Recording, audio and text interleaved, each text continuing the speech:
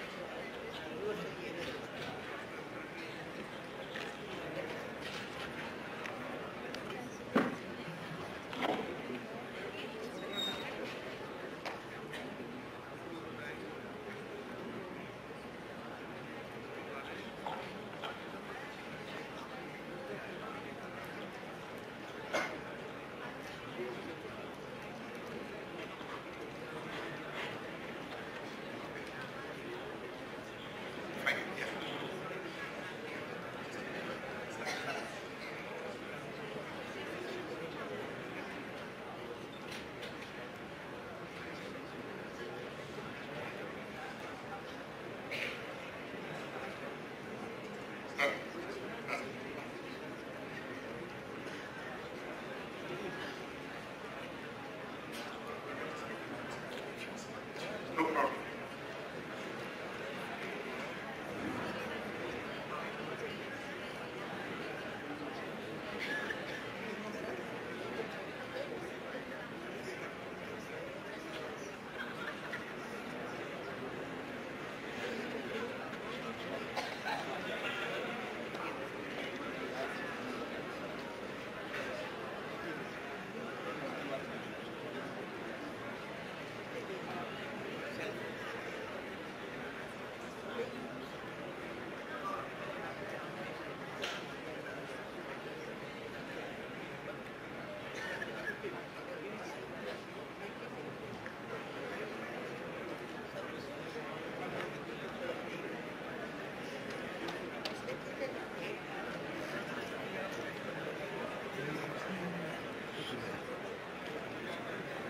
पहाड़ी तो विजिट हो जाएगी तो चेक करो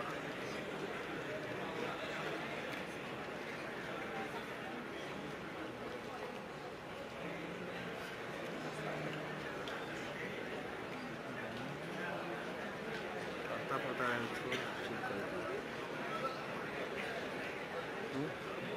तो बच्चे को वाइट लगा collar white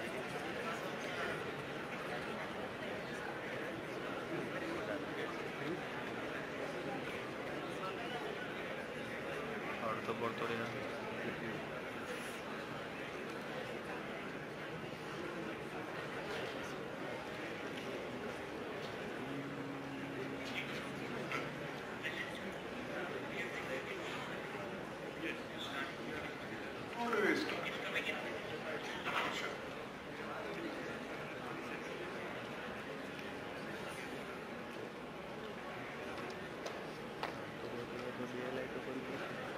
bunch.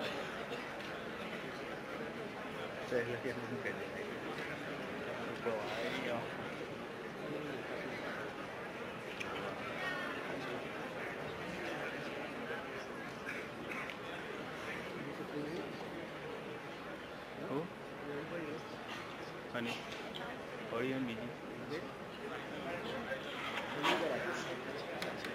Light, ushi light, like fully that.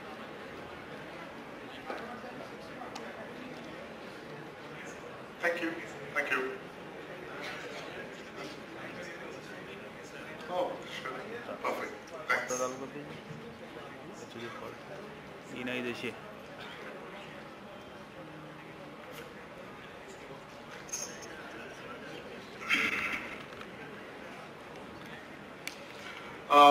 A very good morning, friends. Innovation is all about solving some very important problems that are out there. And one of the most important problems that we all need to focus and solve in the near future is about mobility. Okay? And that's what I'm going to spend the next few minutes on, to see what are the immediate challenges out there and how we can all innovate and make a difference in that space when it comes to mobility. When you think of mobility in any city in India, for that matter, this is the picture that comes to your mind. Typically, traffic jam, and at all times, at all places, and you struggle a lot to navigate from, say, home to work or work to home, wherever you are. This is true of almost all the major Indian cities. We want to sustain the economic growth of the country. We need to solve this problem first. And I work for Mahendra, so I work on the problems related to automotive and farm. That's why I have some familiarity with this space. That's why I thought I will share some thoughts with you.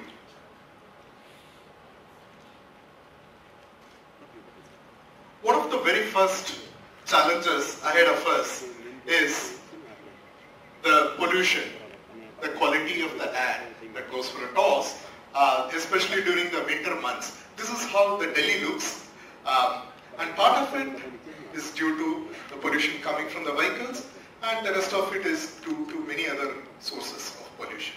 But if this is what it is, we cannot continue to do what we are doing today. We need to change something because we cannot live in this kind of an environment. Definitely we need to change.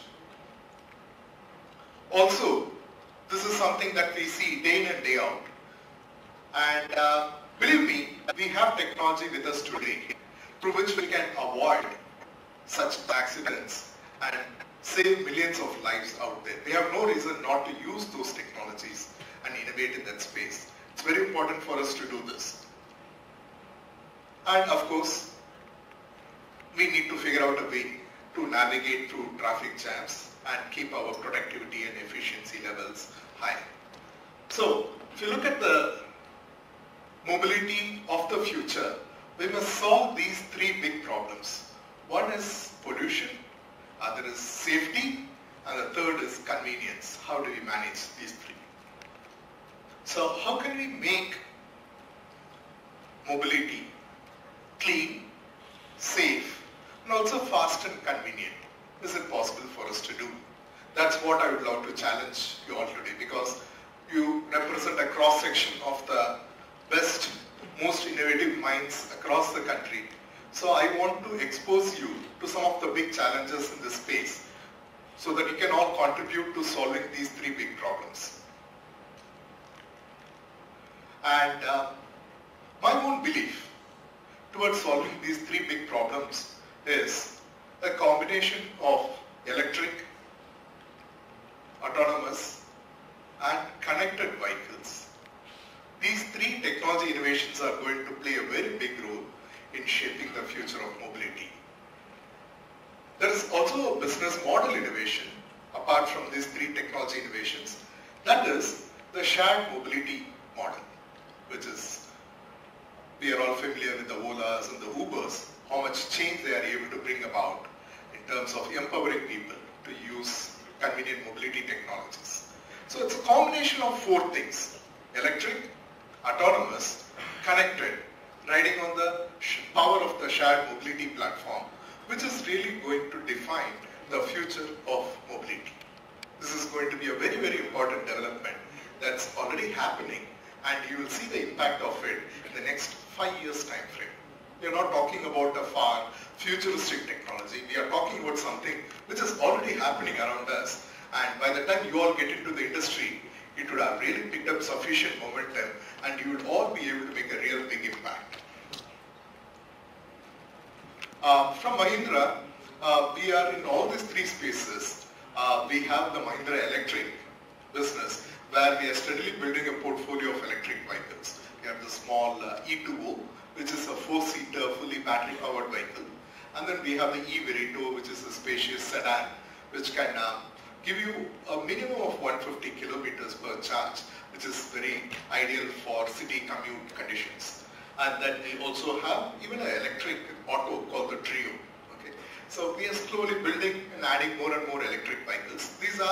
There is no engine in these vehicles. It's fully battery powered vehicle. So absolutely no pollution. When it comes to autonomous vehicles, we took a slightly different route. We said driverless cars in India, maybe it may take some time. Let's focus on another important problem, which is driverless tractors. Because if you had a chance to visit any villages in the recent past, you would see that manpower is a real big challenge these days, because most people have moved to towns in search of regular sources of income. So you don't have people in the villages. So it makes a lot of sense to bring advanced technology, but at a very affordable price that the Indian farmer can afford. So we are trying to bring driverless tractors, precision farming, smart agricultural implements, a whole bunch of high-end technologies at a very affordable price for the Indian farmer. That's Mahindra's effort on the automotive and on the farm. And on the connected vehicles, we also have what we call as DigiSense, which helps you to stay connected with your vehicle wherever you are. And it can be a XUV, it can be a Scorpio, it can be a tractor, it can be a truck, it can be anything. It's the same connected vehicle technology platform that works across.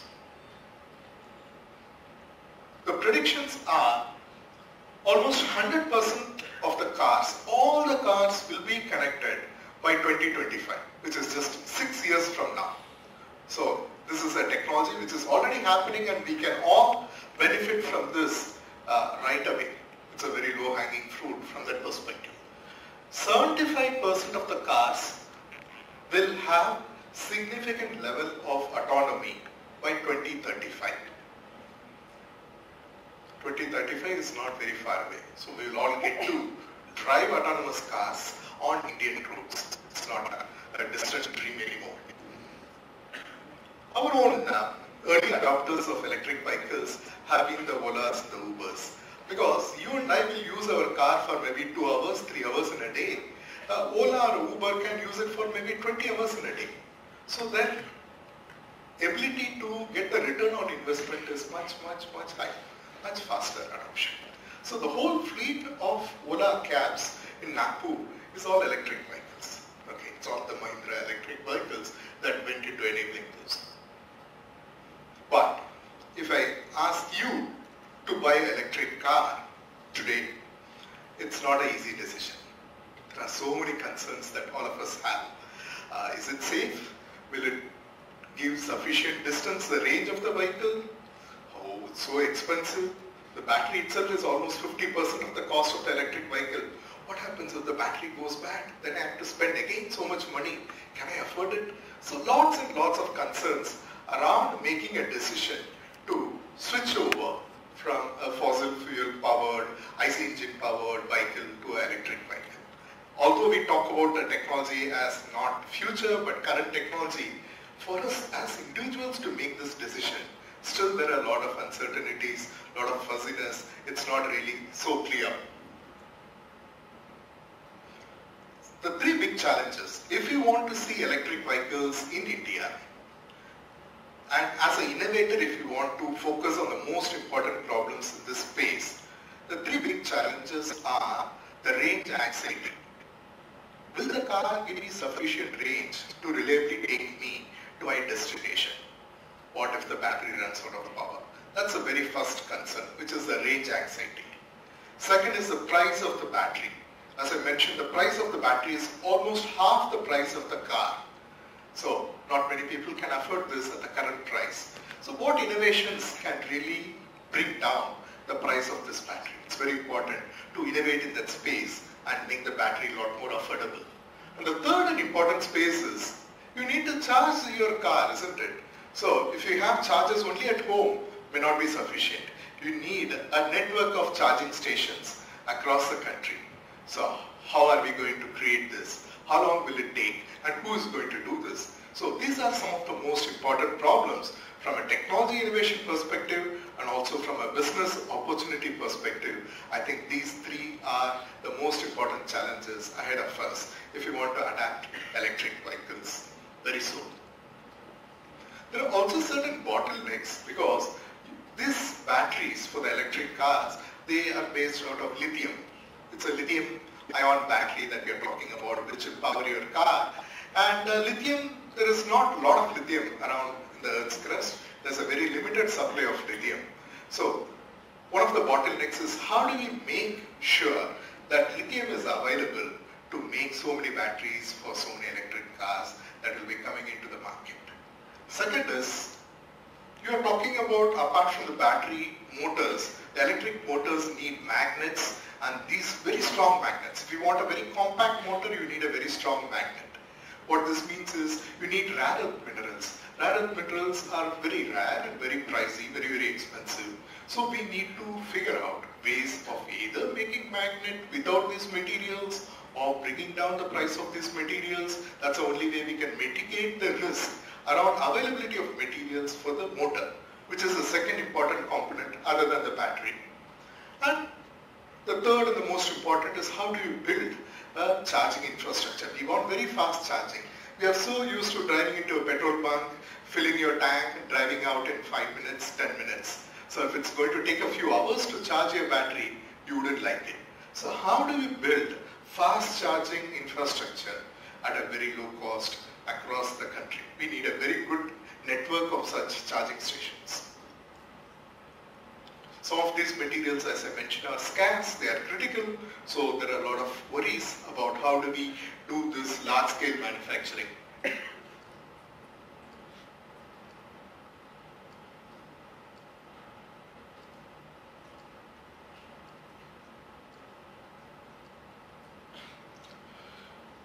So, I don't want to bore you with a lot of details around this. All I want to say is, it's very important for us to create a sustainable mobility, which is clean, safe and convenient. That's the only way we can continue to grow our economy. And to do this, the most promising directions are electric, autonomous and connected vehicles riding on a shared platform. To do this, there are certain challenges to be solved, which is the range anxiety, the price of the battery, the availability of charging infrastructure. There are certain bottlenecks which are associated with the availability of materials. These are the challenges ahead of us. It's very easy for us to say. It's very difficult to solve these problems. Maybe we won't be able to do it. That could work for any other crowd, not for this crowd out here. I'm sure each one of you would love to really challenge things and really not accept the limits of today's technology and say, I'm going to go beyond and solve this problem and take a very different approach and make it possible. So for those of you here, that's what the rest of the presentation is all about. I want to introduce you to the concept of exponential thinking. We are all very used to incremental thinking, which is small improvements, 1% and 2% and 5% and 10%. Small improvements, that's what we have studied, that's how we have seen technology evolving over the years, that's how we tend to think. We have been in this incremental world for a very long time, but things are changing. I want to share with you a trick by which you can think exponentially, where your technology will grow exponentially. The cost of your technology will fall exponentially, so that technology will do the job and it will also be affordable, and you will be able to grow your business exponentially, because you're all not just inventors, you're all innovators and entrepreneurs out here. So it's very important for you to figure out how to grow your idea exponentially, and that's what is the rest of my talk about. To explain to you what is exponential thinking, I'm going to just tell you a small story. This is the story of the chess. When chess was invented, the inventor of chess went to the king and gave a demo to say, this is a game, this is how you played, and so on and so forth. The king tried the game and he was truly impressed. He said, wow, this is really pretty interesting. You're very smart, you have found such a nice game, I want to give you a reward. And what would you like as reward? The inventor thought for a second and said, give me a few grains of wheat. King said, I'm ready to give you gold and silver and whatnot, and all you're asking is a few grains of wheat. Are you sure this is what you want? Inventor says, yes, I want only a few grains of wheat, but in a particular way. I want 1 grain for the first square, 2 for the second, 4, 8, 16, 32, 64, 128, 256, 512, 1024, 2048, 5096. Fine, okay.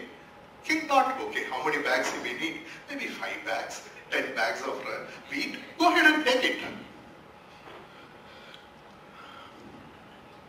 So what the inventor asked for is that mind-boggling number that you see out there. It's, if you try to give him, it's 1645 times the global production of wheat today. Even today we cannot give him what he had asked for. Remember, it started as simple numbers that we are all familiar with. 1, 2, 4, 8, 16. But imagine where it ended up. That kind of a big number, where it ended up. That is called exponential growth. The first half of the chessboard will be all small numbers that we are familiar with. But the second half of the chessboard is all those big numbers which keep doubling every step. That is exponential. And with this, if you are unable to appreciate exponential, I have one more example. If you take one step, which is 1 meter, and take 30 steps, you will travel 30 meters, which is not a big distance, just you'll be out here.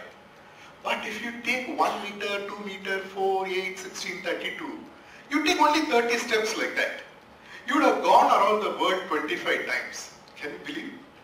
Not just once or twice. 25 times you would have gone around the world if you take 30 exponential steps, starting with 1 meter as the first step. Very simple. That is exponential, friends. And we have already crossed the first half of the chessboard, which is all slow incremental things. Now we are all in the second half of the chessboard, which is exponential. So we need to learn to think exponentially if you want to be successful in innovation. So how do you do that? There are these 12 technologies which are exponential technologies. In the sense, these technologies are growing exponentially in their performance, and the price is also falling exponentially. So if you use a combination of technologies from these 12 that you see out here, you will be able to grow your idea, your business exponentially. I'm sure it's all not new. You're all familiar with the technologies that I've put here. All I'm telling is, all these are growing exponentially. They've already crossed the first half of the chessboard. They are in the second half. So if you start using combination of these technologies, you'll be already in the exponential curve. Things will start moving so quickly for you. It's very important for you to specifically focus your thinking and your solutions on leveraging these, one of these, or maybe 2 or 3 of these 12 technologies that you see out here. It's very important for you to familiarize with this. I don't know how many of your current curriculums expose you to these areas. I would encourage you to go beyond the classroom, look at Coursera, edX, Udacity, variety of such MOOCs-based resources for you to familiarize yourself with these domains. It's very important. Just sticking to your own curriculum and syllabus won't be sufficient. You need to get this cross-functional, cross-domain exposure for you to grow your idea exponentially. And adding to this is the power of platforms. So we heard about BAT, we heard about FANG. All these are actually using the power of platforms. So these are aggregators who are able to connect people who have something with people who don't have something, who want it. And the platform can make a huge difference in all the technology space that you will be investing in. This is in fact an autonomous vehicle. This is an 8-seater vehicle. Most of it was 3D printed. Almost 90% of the components for this vehicle was 3D printed. And this is an autonomous vehicle. But there is no intelligence on the vehicle. You know how it works? It has just a few sensors. And you have IBM Watson, the artificial intelligence sitting on the cloud. These sensors send the information to Watson on the cloud. Watson processes, sends back the information to the vehicle. And with this, it's able to navigate through a very dense city traffic. Can you imagine how many technologies have come together in this? There are multiple exponential technologies which are converging. You have the cloud, you have artificial intelligence, you have additive manufacturing, it's an electric vehicle. So when multiple such exponential technologies come together, what we think is impossible will be possible just a fraction of a second. That's the power of exponential technologies. So how do you do this? Suppose you have all these technologies available to you, not that you have to develop, it's all available. But how are you going to use it? And how are you going to grow your idea exponentially? So this is a quick mantra that I'm going to give you. And it's very easy to remember. There are only 6 D's in this mantra. The first is digitization. Whatever be the problem you are working on, whatever be the space, ask a simple question. What has still not been digitized? How can I create value for my customer by digitizing? That's a very simple, very first question that each one of you should ask. You could be solving a healthcare problem, you could be solving an energy problem, you could be solving a mobility problem, that's fine. But in all this, one common question you can ask first is, what has still not been digitized and how can I create value for my customer by digitizing? You may wonder, why digitization? How does it matter? Why is it going to put me on an exponential path? That's because of something called the Moore's law. Moore predicted that the power of the computation, the power of the chip, is going to double every 18 months and the cost of computation will half every 18 months. And this has been happening for so many decades. So it's way ahead in the exponential curve when you are going to use the power of digital technologies. This Moore's law is the driver behind the success of the semiconductor industry, behind the success of the entire digitization. So when you ask the simple question, what should I digitize and how can I create value through digitization, you get onto this exponential growth curve. When you do this, you may think that immediately some nice things will happen and everybody will come and appreciate you, but that may not happen. After digitization, what happens is something called the phase of deception, where nothing big will happen and everybody will tell you, I told you not to invest money on this, why did you do, you should have listened to me, see nothing happened, that kind of a phase. That's called deception. In fact, the digital camera was invented by an employee of Kodak company. So when we went and presented, the bosses and their bosses said, oh, digital camera looks so big, so ugly, the resolution is so poor, it's so expensive. This can never replace our conventional camera, and moreover we make money by selling film rolls and paper and chemicals. With digital we can't do all that, so it's not going to take off really. Go back and continue to improve it. Let us know when you are able to improve it, but for now we don't see a business potential. Imagine, it's an employee of your own company who came up with the next gen technology and innovation, in this case the digital photography, but the business was unable to appreciate the potential of that. So that's called the deception, because digitization, when you come up with new technologies, new solutions, many times the performance can be deceptively low to start with. That's just for a very short time. Then what happens is disruption happens and the performance will shoot up beyond the current technology. A clear indicator is dematerialization. In the sense, in the past, say 10 years back, if you are planning a vacation, you would be taking a camcorder, you will be carrying a music player, you will be carrying a torchlight, you will be carrying so many things. Today, I am carrying only this. Everything is built into this one small compact device. That's what you see happening out there. That is dematerialization. Lot of material things will vanish and everything will become very small, compact and handy. Imagine I talked about electric vehicles. So you are familiar with your current vehicle, which is IC engine powered vehicle. So you open the front bonnet of your car, you will see so many things out there. It's full, jam-packed. But if you buy an electric car and open the front bonnet, there will be nothing there. It's just empty space. You can keep all your luggage there, everything you can use. That is dematerialization. When digitization happens, when you cross deception, when you go through the disruption, the very first thing to happen is dematerialization. So we should be ready to receive and change. After dematerialization, what happens is demonetization. In the sense, you are making money in a particular way. See, Kodak was making money by selling chemicals and paper and film rolls. Now you don't need that anymore. So you can't make money that way. You have to change your business model. You have to figure out how else you can make money. So that is followed by dematerialization, follows by demonetization. So I talked about digitization, deception, disruption, dematerialization, demonetization. Only 5 Ds are covered. There is one more D, the last D, the 6th D. Can you guess what is it? What will happen?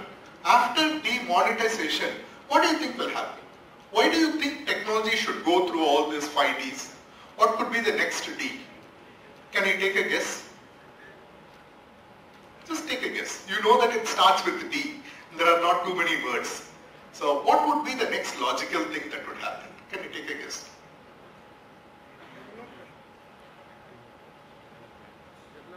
Development. Okay, that's also a D. Okay. Any other Ds? Development is one answer. What else? What could be the next D? Design. Okay. Any other D? Demand creation. Huh? Demand creation. Demand creation. Okay. Development, design, demand creation, anything else? Decentralization. Okay. So the last D is democratization. In the sense, this high-end technology will be made available to every single person, rich or poor, whether he's city or in the village, whether it's in a developed country or a developing country, it doesn't matter. Technology will become so advanced and affordable that all of us will be able to use, whether it's electric vehicle or autonomous vehicle or connected vehicle, all of us will be able to access the technology. One need not be rich, one need not be technology savvy to use it. That is democratization.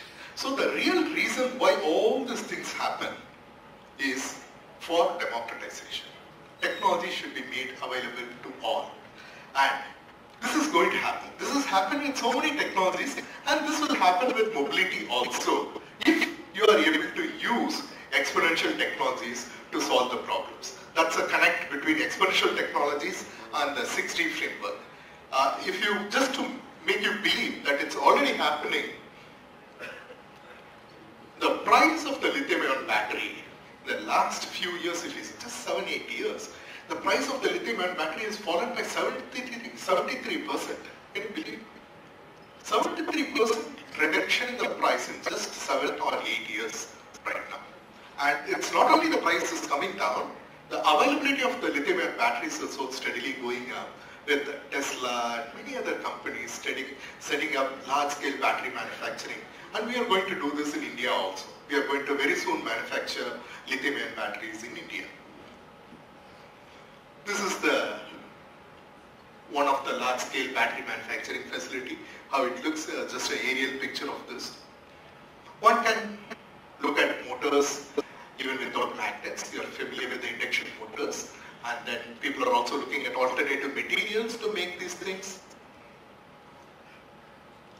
And autonomous, beyond tractors, one can extend to mining, one can extend it to border patrolling. Wherever the conditions are harsh, where you don't want to risk a human life, you can use autonomous vehicles. You can do all this even before you get to work on an autonomous car. When you're talking about autonomous, I just want to spend a minute here. This is how the autonomous car sees the environment around it. And how it sees is by this top thing, which is called the LiDAR. That is the eye of the autonomous car. It's a very small, it used to be a very big device. Today it's so small I can carry it in my hand. The LiDAR, one of the companies which makes world-class LiDARs is Velodyne. That's a small compact thing which I can carry in my palm of my hand. And the price of this LiDAR was $70,000 in 2012. Today, we are looking at less than $1,000. There are even people who make it at $250. Imagine, from $70,000 in 2012 to sub $1,000 in 2018, 2019.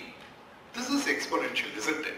So we talked about the battery price falling, we talked about the LiDAR price falling. These are all clear evidences that we are already in the second half of the chessboard. We are already on the exponential curve. We are no longer linear.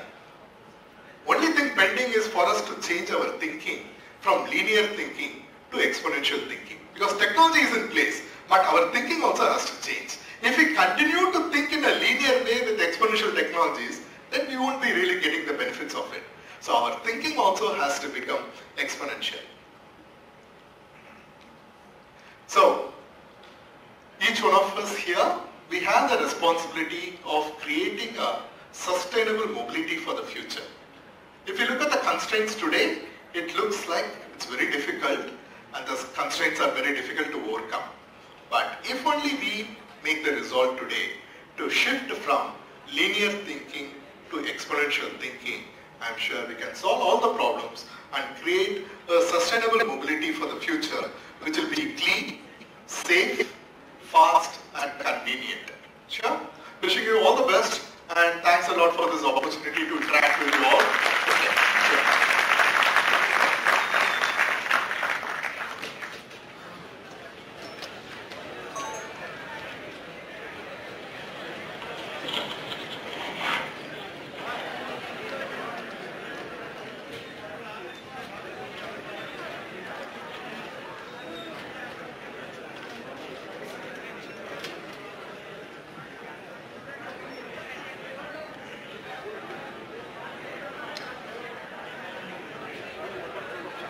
Thank you. Thank you for the wonderful and enlightening lecture. All the participants and mentors are instructed to proceed for the lunch, and post-lunch the participants are supposed to continue with their presentation in the respective track. They have to be ready for that. While the other students, those who are free and want to have a session, again in the same seminar hall. Earlier it was in the seminar hall, MBA building, MBA seminar hall.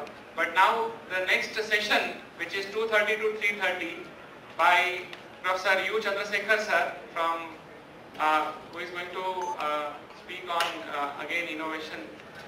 The session is going to be conducted over here only in the same auditorium. तो फिर से 2:30 बजे हम यहाँ पे इकट्ठा होंगे.